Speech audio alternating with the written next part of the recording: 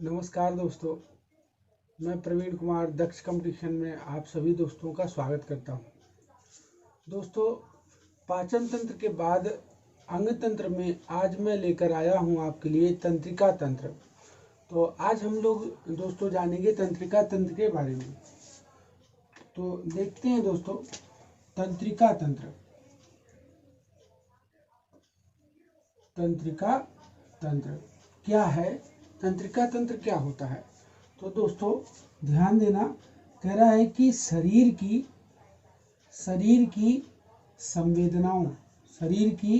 संवेदनाओं और सूचनाओं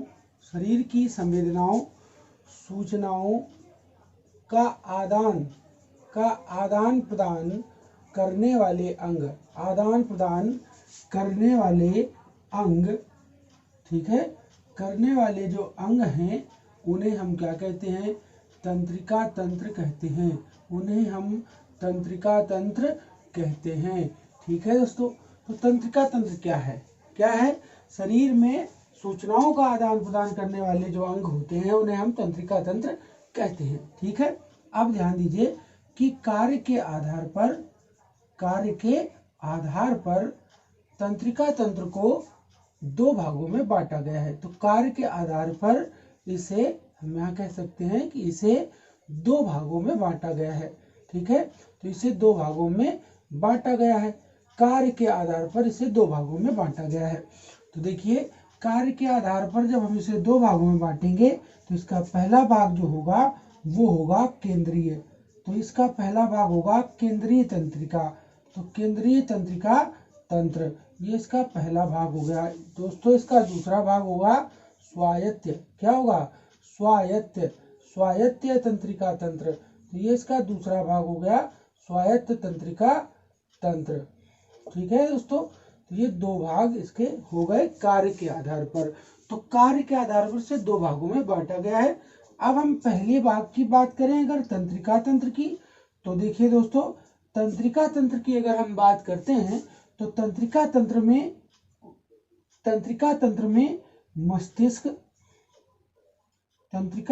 दोस्तों क्या आता है? मस्तिष्क और मेरुरज्जु और तंत्रिकाएं आती हैं। ठीक है, तंत्रिकाएं आती हैं, ये आती हैं हमारी काहे में? केंद्रीय तंत्रिका तंत्र में। जबकि स्वायत्त तंत्रिका तंत्र में वे अंग आते हैं जो कैसे हों? स्वचालित हों। जो कैसे होते हैं? स्वचालित होते हैं। ठीक है, ये स्वचालित होते हैं, जैसे फेफड़ा, हृदय, पाचन तंत्र। ठीक है दोस्तों, रक्त परिसंचरण तंत्र। ठीक है, ये रक्त तंत्र आदि। तो ये सभी जो होते हैं वो होते हैं स्वायत्त तंत्रिका तंत्र में, और ये होते हैं दोस्तों केंद्रीय तंत्रिका तंत्र में। कौन? मस्तिष्क, मेरुरज्जु और तंत्रिकाएं। तो अब दोस्तों हम आगे बात करेंगे, इसके बाद हम आगे बात करेंगे सबसे पहले मस्तिष्क की। ठीक है, तो सबसे पहले हम बात करेंगे मस्तिष्क की। मस्तिष्क की अगर हम बात करें तो कुछ चीजें हम पहले मस्तिष्क के बारे में जान लेते हैं दोस्तों। ठीक है, तो मस्तिष्क देखिएगा कि मस्तिष्क जो है इसका जो अध्ययन है दोस्तों, मस्तिष्क का अध्ययन आपको अच्छी तरह पता है, न्यूरोलॉजी कहलाता है। क्या कहलाता है? न्यूरोलॉजी। तो मस्तिष्क का अध्ययन न्यूरोलॉजी कहलाता है। आप सबको मालूम है मस्तिष्क का अध्ययन क्या कहलाता है दोस्तों? तो न्यूरोलॉजी कहलाता है। आपको पता है मस्तिष्क का जो भार है, मस्तिष्क का जो भार है दोस्तों वो कितना है? 1400 ग्राम। कितना है? 1400 ग्राम, यानी 1.4 किलोग्राम है। ठीक है, ये भी आप सभी लोग जानते हैं मस्तिष्क का भार कितना है। आगे अगर हम बात करें दोस्तों, तो मस्तिष्क जो होता है हमारा, तो ये जो मस्तिष्क है, मस्तिष्क किसमें होता है? ये हड्डी की बनी करोटी में बंद होता है। किसमें? करोटी, करोटी में बंद होता है। ठीक है, मस्तिष्क कहाँ होता है? करोटी में बंद होता है। और वो करोटी किसकी बनी होती है? हड्डी की बनी होती है। जबकि हम सभी लोगों को मालूम है कि इसका रंग कैसा होता है। तो मस्तिष्क का जो रंग होता है, इसका रंग कैसा होता है? तो कैसा होता है दोस्तों? भूरा है। मस्तिष्क का रंग कैसा होता है? तो मस्तिष्क का रंग भूरा होता है। ठीक है, हम अच्छी तरह से जानते हैं कि मस्तिष्क की जांच EEG कहलाती है। क्या कहलाती है? EEG कहलाती है। अब दोस्तों आपको मालूम है EEG जो है ये क्या है? तो EEG क्या है दोस्तों? तो ये है क्या है? इलेक्ट्रो इंसेफेलो और ग्राफ, ये टेस्ट होता है। मस्तिष्क की जांच होती है, ये होता है इलेक्ट्रोएन्सेफेलोग्राफ। दोस्तों ये कहलाती है मस्तिष्क की जांच यानी EEG। ठीक है, आगे देखेंगे तो जन्म के बाद मस्तिष्क में कोई विभाजन नहीं होता। जन्म के बाद मस्तिष्क में कोई भी विभाजन नहीं होता। ठीक है, कोई विभाजन नहीं होता है मस्तिष्क में। जन्म के बाद कोई विभाजन नहीं होता है। जबकि आप सबको मालूम है कि भ्रूण अवस्था में मस्तिष्क का विकास, भ्रूण अवस्था में मस्तिष्क का विकास एक्टोडर्म करती है। एक्टोडर्म, तो एक्टोडर्म नाल में होता है। एक्टोडर्म नाल में होता है। ठीक है, तो अब देखिए पता चला हमें कि भ्रूण अवस्था में मस्तिष्क का विकास कहाँ होता है दोस्तों? तो एक्टोडर्म नाल में होता है। ठीक है, आगे बात करें तो देखिए मस्तिष्क का रक्षा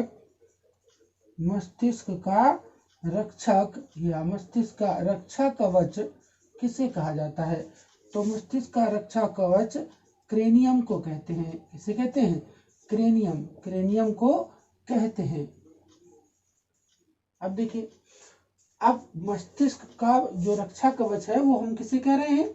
क्रेनियम को कहते हैं। आगे देखेंगे, आगे चर्चा करते हैं दोस्तों। तो अब आगे हम अगर बात करें तो मस्तिष्क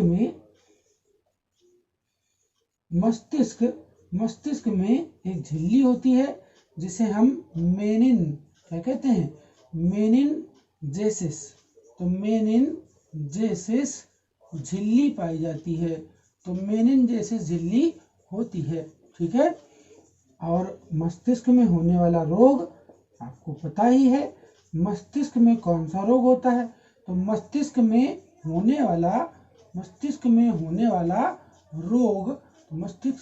वाला रोग मेनिनजेटिस है। क्या है? मेनिनजेटिस। तो मेनिनजेटिस कहलाता है या मेनिनजेटिस है।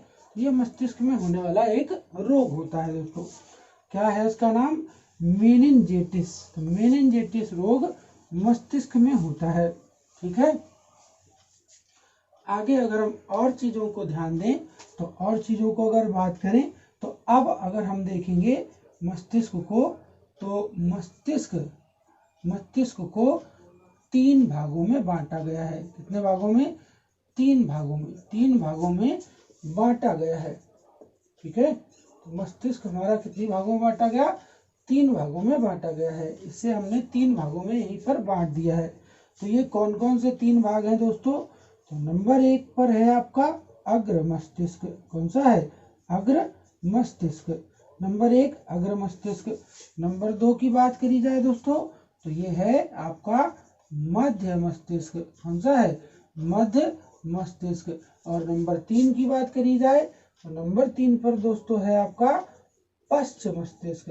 ठीक है, तो पश्च मस्तिष्क यानी मस्तिष्क को हम 3 भागों में बांटते हैं।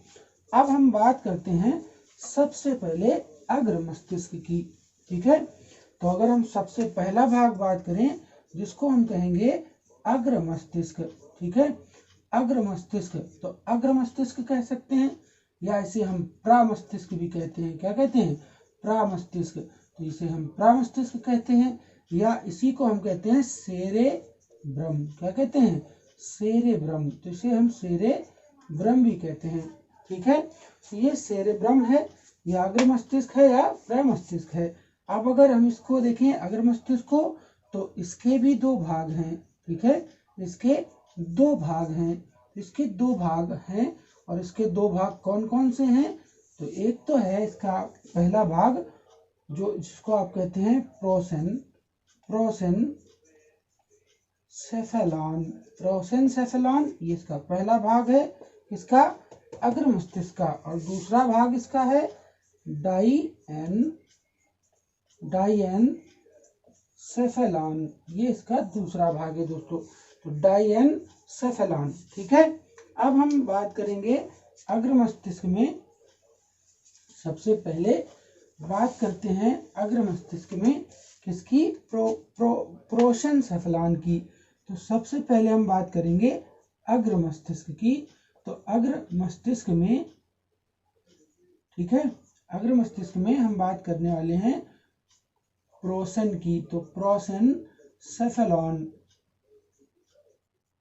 इसकी अगर हम बात करें प्रोसेनसेफेलॉन, या इसको इसी को हम क्या कहेंगे? अग्र मस्तिष्क को प्रामस्तिष्क कहेंगे। कभी भूलना नहीं है आपको, प्रामस्तिष्क कहेंगे, या इसी को आप यहाँ पर क्या कहते हैं? सेरेब्रम कहते हैं। क्या कहते हैं? सेरेब्रम कहते हैं। तो हम इसकी अगर बात करें, सेरेब्रम की बात करें, यानी अग्र मस्तिष्क की बात करें, तो दोस्तों ध्यान से समझिएगा कि यह मस्तिष्क का कौन सा भाग है? अग्र भाग। मस्तिष्क का अग्र भाग है। और यह आप सबको पता है कि यह मस्तिष्क का कैसा भाग है दोस्तों? तो ये सबसे बड़ा भाग। कैसा भाग है? सबसे बड़ा भाग है। तो ये मस्तिष्क का सबसे बड़ा भाग होता है। ठीक है, इसके बाद अगर बात करी जाए तो देखिएगा कि यह मस्तिष्क का 2/3 या 80% भाग है। कितना भाग है? 2/3 या 80% भाग है। ठीक है, फिर हम बात करें तो हम कह सकते हैं कि अग्र मस्तिष्क को शरीर का वृक्ष कहा जाता है। शरीर का वृक्ष इसे हम कहते हैं। तो शरीर का वृक्ष किसे कहा जाता है? प्रामस्तिष्क को कहते हैं, अग्र मस्तिष्क को कहते हैं। तो इसे शरीर का वृक्ष कहा जाता है। आगे बात करें तो बुद्धि विकास, चेतना का केंद्र, ठीक है, या सोचने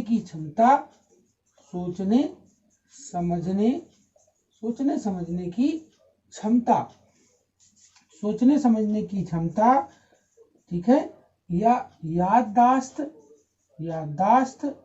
ठीक है। तो याददाश्त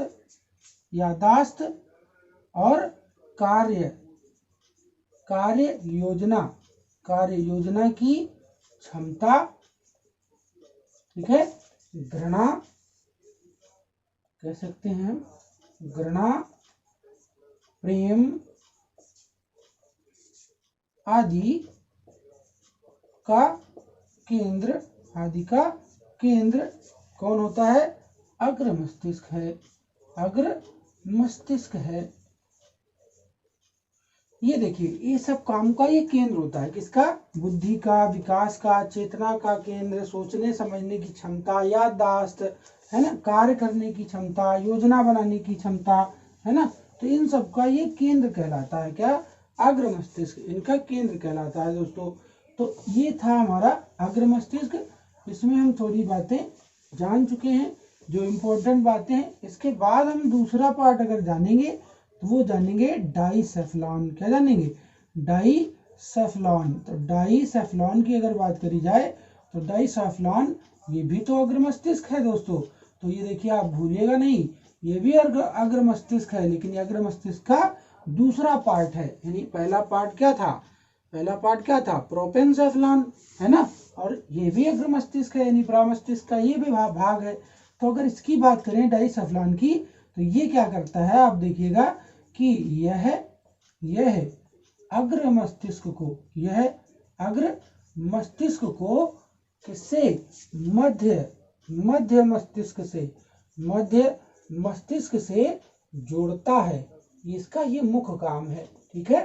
तो अग्र मस्तिष्क को मध्य मस्तिष्क से कौन जोड़ता है, डाइसेफलॉन जोड़ता है, ठीक है। अब देखिए ये जो डाइसेफलॉन है, ये जो डाइसेफलॉन है, तो ये क्या है कि ये डाइसेफलॉन को 3 भागों में बांटा गया है, या 3 भागों में बटा हुआ है। तो डाइसेफलॉन को 3 भागों में बांटते हैं, 3 भागों में बांटा गया है, ठीक है। तो बांटा गया है।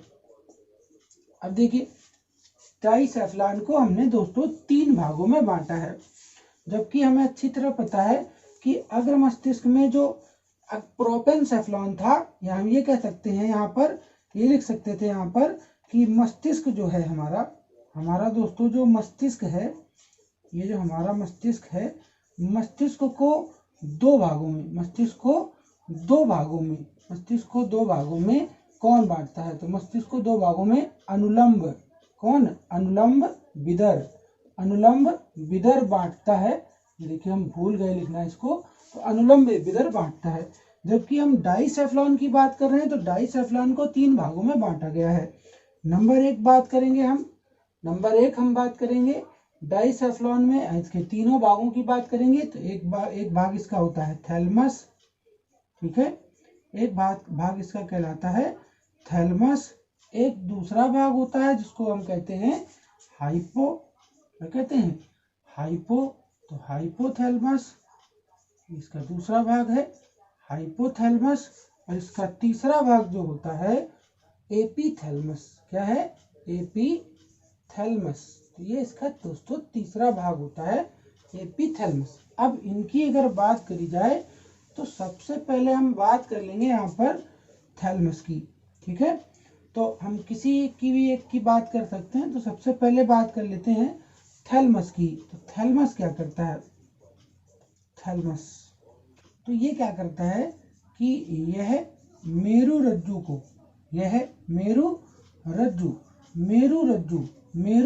को किससे जोड़ता है, मस्तिष्क से, मेरु रज्जु को मस्तिष्क से जोड़ता है, ठीक है। तो ये मेरु रज्जु को मस्तिष्क से जोड़ता है, और क्या करता है कि यह किसका आभास कराता है, दर्द का। यह दर्द या ठंडा या गर्म का आभास कराता है, ठीक है, ये हमें आभास कराता है। तो ये भी हमें याद रखना है कि ये किसका हमें आभास कराता है, ठीक है। तो इसके बाद दोस्तों हम बात करेंगे नंबर 2 की, यानी हाइपोथैलमस की। तो अगर हम हाइपोथैलमस की बात करते हैं, तो देखिए हाइपोथैलमस, तो हाइपोथैलमस की बात करें दोस्तों, तो यह क्या करता है कि यह हमें नींद, भूख, प्यास, घृणा, प्रेम, ठीक है। तो नींद, भूख, प्यास, घृणा, प्रेम, क्रोध, ये हमारी जो क्रियाएं होती हैं, जैसे भूख लगना, प्यास लगना, घृणा करना, प्रेम, क्रोध, पाचन तंत्र, ठीक है, आदि का क्या करता है, नियंत्रण करता है, आदि का नियंत्रण करता है, ठीक है। और क्या करता है यह अंतःस्रावी ग्रंथि जो है हमारे शरीर में, अंतःस्रावी ग्रंथियों से क्या निकलता है, अंतःस्रावी ग्रंथियों से निकलने वाले हार्मोन का नियंत्रण भी करता है। तो ये नियंत्रण करता है, ठीक है। तो इस तरह से ये अपना कार्य करता है। जबकि अगर हम इसके तीसरे पार्ट की बात करें, जिसको हम क्या कहेंगे, अब इसको तीसरे पार्ट को देखिए, आप इसके तीसरे पार्ट को क्या कहेंगे, एपीथैलेमस। ठीक है, तो देखिए अगर हम इसके तीसरे पार्ट की बात करते हैं, यानी हम बात करें एपीथैलेमस की, तो एपीथैलेमस क्या करता है, तो एपीथैलेमस में, इसमें ध्यान देना कि इसमें पीनियल ग्रंथि पाई जाती है। क्या पाई जाती है, पीनियल। तो इसमें कौन सी ग्रंथि है, तो इसमें पीनियल, तो पीनियल ग्रंथि पाई जाती है, पीनियल ग्रंथि स्थित होती है। ये देखिए स्थित होती है, ये हमें ध्यान रखना है। ठीक है दोस्तों, तो इस तरीके से हमने आज तंत्रिका तंत्र के अंतर्गत मस्तिष्क को पढ़ा, और मस्तिष्क का पहला पार्ट हमने पढ़ा जिसका नाम है दोस्तों अग्र मस्तिष्क या सेरेब्रम। ठीक है, आज इस पार्ट को अच्छी तरह से आपने पढ़ा, और एक एक पार्ट करके हम मस्तिष्क को पूरा करेंगे, यानी तंत्रिका तंत्र को पूरा करेंगे, अन्यथा दोस्तों वीडियो बहुत बड़ा हो जाएगा। तो फिर मिलते हैं अगले वीडियो में, आप देखते रहिए, दोस्तों को शेयर कीजिए, लाइक भी कीजिए, और नमस्कार।